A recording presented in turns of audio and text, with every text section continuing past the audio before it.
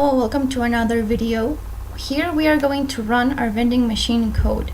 So we first have defined our variables with the code we are going to put in the vending machine and their value, which is how much they are.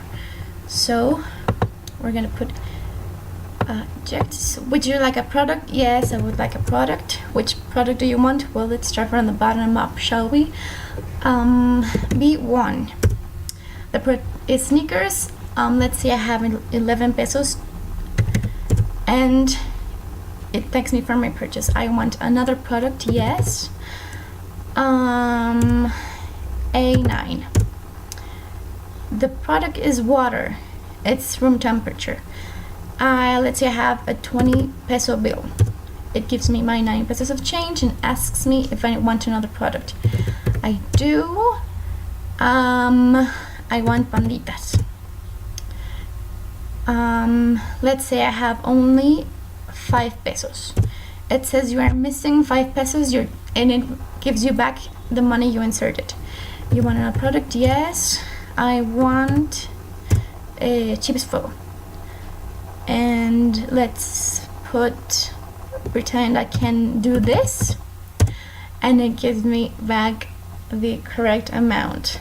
I want now some emperador cookies.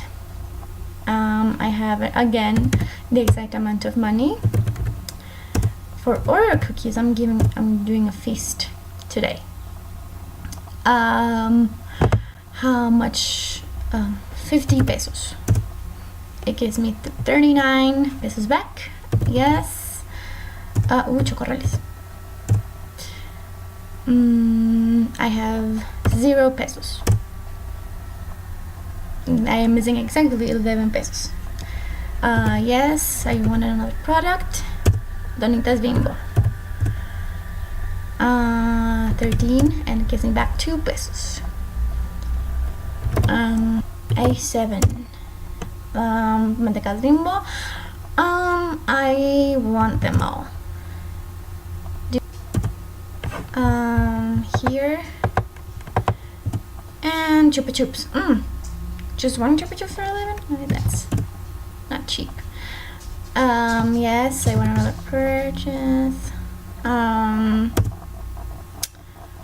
I want a water. And I have 1 peso. And let's see what happens if I insert an invalid code. For example, we don't have C4. It's introduce a valid code. Which product do you want? Another invalid code. Let's say a Z5 again, and I want another Snicker bar.